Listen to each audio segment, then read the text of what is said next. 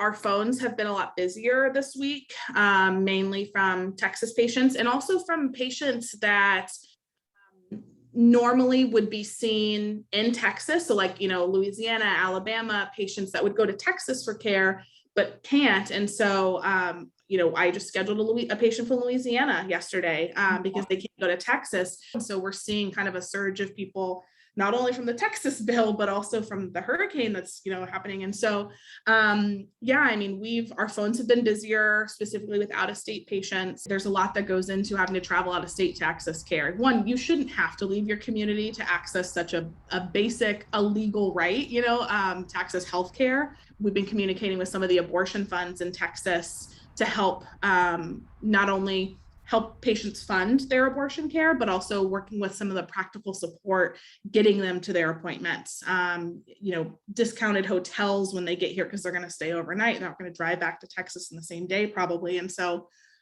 we've definitely been making those communication networks and as well as preparing inside the clinic for what we are definitely seeing. Our week, the next 2 days are very busy for us.